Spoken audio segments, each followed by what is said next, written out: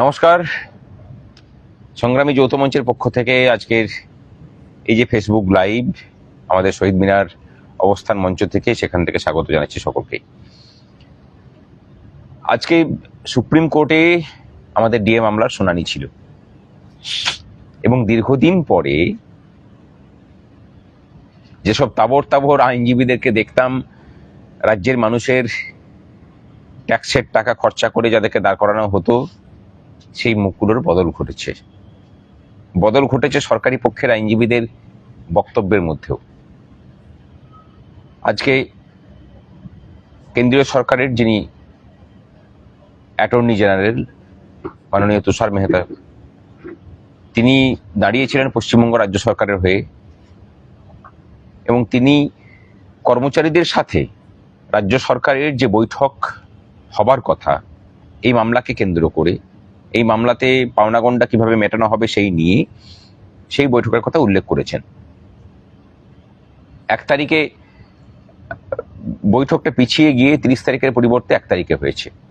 1 তারিখ বিকাল 5টার সময় 14 তলায় নবান্নের যে সভাঘর আছে, কনফারেন্স রুম, সেই কনফারেন্স রুমে এই সভা হবে। মামলাকারী 4টি সংগঠন, তাদের 3 জন করে প্রতিনিধি এই আলোচনা সভায় উপস্থিত থাকবেন। আজকে শুনানি চলাকালীন একটা বিষয় আমরা বুঝতে পারলাম যে সরকার পক্ষ অফিসিয়ালি যে স্ট্যান্ড সুপ্রিম কোর্ট আজকে পেশ করেছেন, সেখানে কিন্তু আমূল বদল আমরা লক্ষ্য করতে পেরেছি। এটা নিশ্চয়ই কর্মচারী সমাজ দেখেছেন। এর পরবর্তী যে ডেট ঠিক হবে, সেই ডেট ঠিক হওয়া নিয়ে আমাদের আইনজীবী সহ কর্মচারী পক্ষের সমস্ত আইনজীবীরা যখন বলেন যে একটু তাড়াতাড়ি করতে হবে, জুলাই মাসের প্রথম সপ্তাহের দিকে বা সেকেন্ড উইকের দিকে করা হোক, তখন কেন্দ্রীয় সরকারের হয়ে রাজ্যের যে হয়ে যিনি অ্যাপিয়ার করেছিলেন, তিনি বলেছেন যে আশা করছি যে এই যে বৈঠক হচ্ছে তার পরবর্তী ক্ষেত্রে সমস্যার সমাধানের জন্য রাজ্য সরকার যেমন সদর্থক ভূমিকা নেবে, আশা করছি সমস্যার সমাধান হবে।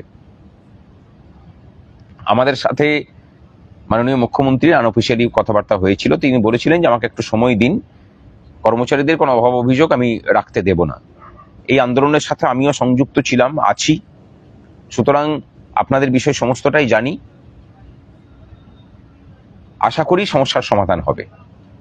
আমরা একটা পজিটিভ আউটলুক নিয়ে আগামী 1 তারিখের বৈঠকে যাব এবং আজকে যে শুনানি হয়েছে সেই শুনানিতে বিভিন্ন পক্ষ যে বক্তব্য রেখেছেন, সেখানে সংগ্রামী যৌথ মঞ্চের পক্ষ থেকেও নচিকেতা যোশীজি ছিলেন, তিনি কথা বলেছেন।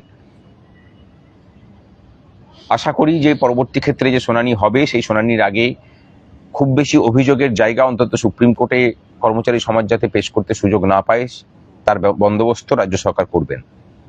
প্রচুর ঘাটতি আগের সরকার করে দিয়ে গেছে। হিসেবের যে গোলমাল করেছে, কোয়ান্টিফিকেশনের যে দায়িত্ব, মোট কত খরচা হবে, কোন কর্মচারীর কত বকেয়া, সেই দায়িত্ব কিন্তু সুপ্রিম কোর্ট রাজ্য সরকারের অর্থ দপ্তরের হাতে দেয়নি। এটা দেওয়া ছিল ইন্দু মালহোত্রা কমিটি, মাননীয় বিচারপতি ইন্দু মালহোত্রা কমিটির কাছে। যখন রাজ্য সরকারের অর্থ দপ্তর, বিদায়ী রাজ্য সরকারের অর্থ দপ্তর সমস্ত দায় দায়িত্ব নিয়ে পড়ে এই কাজটা করে পড়ে একদম জগা খিচুড়ি পাকিয়ে ঘেঁটে করে দিয়েছিলেন, তখন আমরা ইন্দু মালহোত্রা কমিটির কাছে আমরা চিঠি লিখে বলেছিলাম যে এরকম হিসেবে গোলমাল হয়েছে, আপনারা বিষয়টা দেখুন এবং আপনাদের উপরেই যেহেতু এই হিসেবটা করার দায়িত্ব দেওয়া হয়েছিল, কোয়ান্টিফিকেশনের দায়িত্ব, সুতরাং আপনারা দায়িত্ব নিয়েই কোয়ান্টিফিকেশনের কাজটা করুন। তারা তখন একটা চিঠি লিখে বলেন যে আপনারা কোন ফর্মুলাতে হিসেব হওয়া উচিত সেটাকে এভিটিপি আকারে জমা করুন এবং আমরা সমস্ত কিছুটা কাজ করে আমাদের সিনিয়র আইনজীবী মাননীয় গোপাল সুব্রমণিয়ামজিকে দিয়ে সমস্তটাকে ভেটিং করিয়ে সেটাকে আমরা এভিটিপি আকারে জমা করেছি এই মাসেরই গত 5 তারিখে, অর্থাৎ যেদিন রাজ্যে ফল ঘোষণা হচ্ছে। বদলে যাওয়া সরকার নিয়ে যখন আপনারা আনন্দে আত্মহারা, তখনও কিন্তু আমরা সেই আনন্দের মধ্যেও আমাদের নিজেদের অবস্থান, আমাদের নিজেদের দাবি দেওয়ার কথা ভুলে যাইনি। আমরা কাজ করে গেছি। আমরা আশা করি ইন্দু মালহোত্রা কমিটির সাথেও আমাদের বৈঠক হবে। তার আগে চাই যে আগামী 1 তারিখের যে বৈঠক, সেই বৈঠক ফলপ্রসূ হোক, সরকার সদর্থক পদক্ষেপ গ্রহণ করুক, সকল স্তরের কর্মচারীদের যে বকেয়া, সেই বকেয়া মেটানোর জন্য পদক্ষেপ গ্রহণ করুক এবং এই বৈঠক শুধুমাত্র এই ডিএ মামলা কেন্দ্রিক না হয়ে আমাদের অন্যান্য যে দাবি দেওয়া, শূন্য পদে নিয়োগের যে রূপরেখা, সেগুলোকে নিয়ে অস্থায়ী কর্মচারীদের যে দুর্দশা, সেই কথাগুলোকেও যেন বলার অবকাশ আমরা পাই, সেই আবেদন সরকারের কাছে আমরা রাখছি। বিভিন্ন বলতে গেলে বিভিন্ন ধরনের কথাবার্তা কর্মচারী সমাজের একটা অংশ করছেন, বলছেন। আমরা জানি তারা কারা, তাদের অবস্থান কি ছিল। এদের অধিকাংশটাই সেই গোত্রে পড়েন যারা চাননি যে আগের সরকারটার বিদায় হোক। মতাদর্শগতভাবে কোন কোন জায়গায় তাদের অবস্থান করছেন সেটা নিয়ে আমরা বলছি না, কিন্তু আপনারা না চাইলেও মানুষ চেয়েছেন, কর্মচারীরাও, অধিকাংশ কর্মচারী চেয়েছেন, কর্মচারী সমাজ চেয়েছে, তাদের পরিবার, তাদের পরিজন, তারা সকলেই চেয়েছেন, এবং আমরা সক্রিয়ভাবে সেটা চেয়েছি।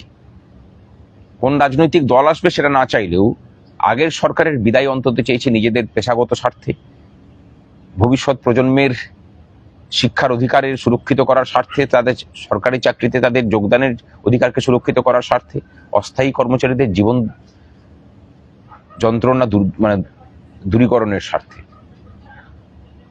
আপনাদের যে ভূমিকা আগের সরকারের সময় ছিল সেফটি ভালভের, সেই ভূমিকাটাকে একটু বদলে নিয়েছেন, বদলে নিন। আমরা কিন্তু আমাদের জায়গাতে অবিচল আছি।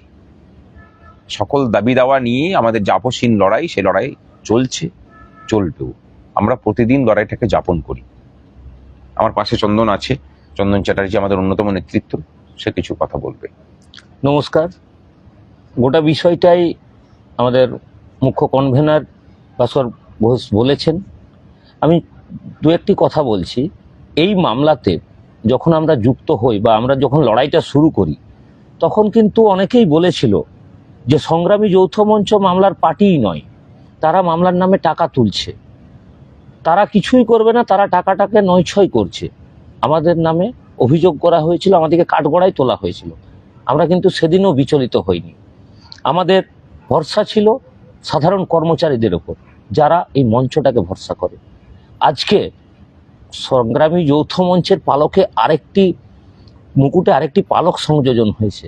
আপনারা দেখেছেন ইতিমধ্যেই নবান্ন থেকে যে চিঠি ভাস্কর ঘোষের নামে, সংগ্রামী যৌথ মঞ্চের কনভেনার ভাস্কর ঘোষের নামে চিঠি ইস্যু করা হয়েছে যে আপনারা 1 তারিখে বৈঠকটা চেঞ্জ হচ্ছে, 1 তারিখে বিকেল 5টার সময় নবান্নে আপনাদের 3 জন প্রতিনিধি নিয়ে উপস্থিত থাকবেন। অনেকে যখন মুখ্যমন্ত্রী প্রথম বলেছিলেন যে 4টি সংগঠনকে ডাকা হচ্ছে, তার মধ্যে সংগ্রামী যৌথ মঞ্চের নাম শুনে অনেকেই গেছিলেন, কিন্তু যে সংগ্রামী যৌথ মঞ্চ পার্টি নয়, এখনো পিছনে সংগ্রামী যৌথ মঞ্চের পিছনে লাগতে চেষ্টা করেছিলেন, যেরা পার্টি নয় এদেরকে কেন ডাকা হচ্ছে। আজকে রেজিস্টার্ড ভাবে সিলমোহর দিয়েছে সরকার যে সংগ্রামী যৌথ মঞ্চ এই মামলার পার্টি। আমরা ভরসা রাখি সরকার যেভাবে আমরা চেয়েছিলাম কর্মচারী শক্তিটাকে একত্রিত করতে, কোন দল পশ্চিমবঙ্গের ক্ষমতায় থাকবে এটা আমাদের কোনোদিনই লক্ষ্য ছিল না। যে দলই আসবে আমরা তার সরকারি কর্মচারী। আমরা আগামী দিনেও চাই কর্মচারী যে ঐক্য, সেই ঐক্যটা এতটাই প্রতিষ্ঠিত হোক যেন আমরা আমাদের বলে মানুষকে বোঝাতে পারি, সমাজের যে কাজগুলো বাকি রয়েছে সেই কাজগুলো করতে পারি, এবং যে কোনো সরকার কর্মচারীদের ওপর নির্ভরশীল হতে বাধ্য হয়। যারা সমালোচনা করেছিলেন, যারা বিভিন্ন রকমভাবে এই মঞ্চকে গালিগালাজ করেছেন, দুর্নীতির কালি ছিটিয়েছেন, তাদের উদ্দেশ্যে একটা কথাই বলবো, আপনাদের শুভ বুদ্ধির উদয় হোক। সংগ্রামী যৌথ মঞ্চ যে জায়গায় ছিল আজ তার থেকে অনেক মহিরুহে পরিণত হয়েছে, এবং আগামী অদূর ভবিষ্যতে পশ্চিমবঙ্গের বুকে অরাজনৈতিক সর্ববৃহৎ সংগঠন হিসাবে প্রতিষ্ঠিত নিজেকে করবে। আমরা তার জন্য দায়বদ্ধ। আমরা চাই সমস্ত সেক্টরের কর্মচারীরা একত্রিত হয়ে আসুন, এই মঞ্চকে আরো শক্তিশালী করি, কর্মচারীদের দাবি দেওয়াগুলোকে যাতে আমরা বলতে পারি। ডিএ মামলা নিয়ে মুখ্যমন্ত্রী বলেছেন, আমরা কিন্তু নিজেদের থেকেও আমরা বরাবর বলে এসেছি যে অস্থায়ী কর্মচারীদের স্থায়ীকরণ এবং যে শূন্য পদগুলো রয়েছে সেখানে নিয়োগটা করতে হবে। আমরা আশা রাখবো সরকারের কাছে, সরকার বার্তাও পেয়েছি, সরকারের টিভিতে দেখেওছি যে মাননীয় মুখ্যমন্ত্রী প্রত্যেকটি দপ্তর থেকে কত শূন্য পদ রয়েছেন সেগুলোর খোঁজ খবর নিয়েছেন।